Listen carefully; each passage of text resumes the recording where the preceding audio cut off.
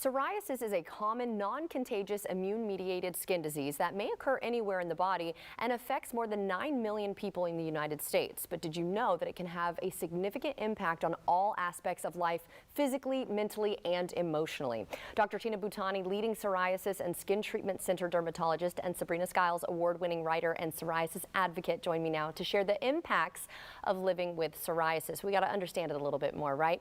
So, Dr. Butani, let's start with you. Thank you for joining us, both of you. But what is psoriasis exactly, and how does it impact a person's daily life?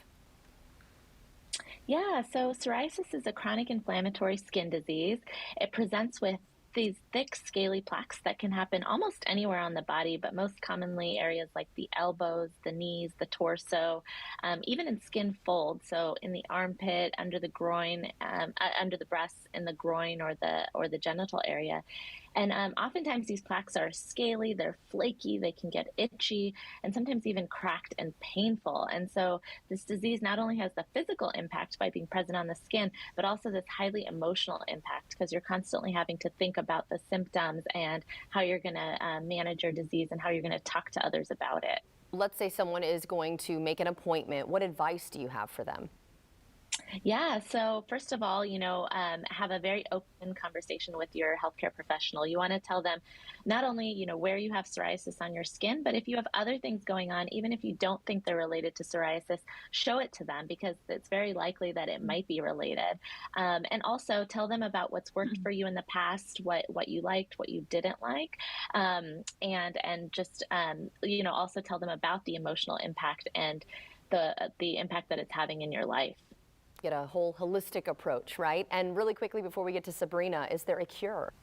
Unfortunately, there's not a cure. This is a chronic disease, but we do have lots of treatments available now to manage it. Our goal is to get your skin clear enough so that you're not constantly thinking about your psoriasis. Okay, Sabrina, let's turn it over to you now. Can you describe the emotional impact as well as everything else? Yeah, I've been living with psoriasis for 20 years now, and it's been hard. Even now, still, when I get up in the morning from the time I walk out the door, I'm probably making, 20 to 30 decisions when you're probably making maybe 5 to 10, whether or not the fabric that I'm wearing is going to irritate my psoriasis. Am I going to be able to get on the floor today and even play with my kids because my joints are hurting so bad? Or even working at the computer, there's so many daily decisions that go on through our mind that it affects our mental health so much that we need to continue to really just revitalize this conversation. And that starts with our healthcare providers and just opening up with our family as well. Speaking of that too, I mean, if some people may be nervous to talk about it, or they're just like, no, it's not me, it can't be, but the conversation, like you're saying, is so important with your family, with your doctor. What advice do you have for someone who may be thinking about, okay, I should talk to someone? My biggest advice is just ask the question, do you know what psoriasis is? And most people will say no.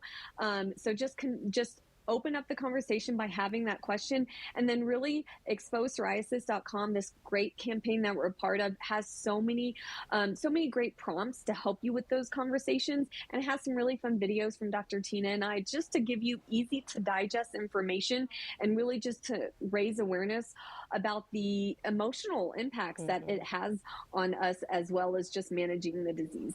Yeah, my grandfather had it. I remember it was in his hairline.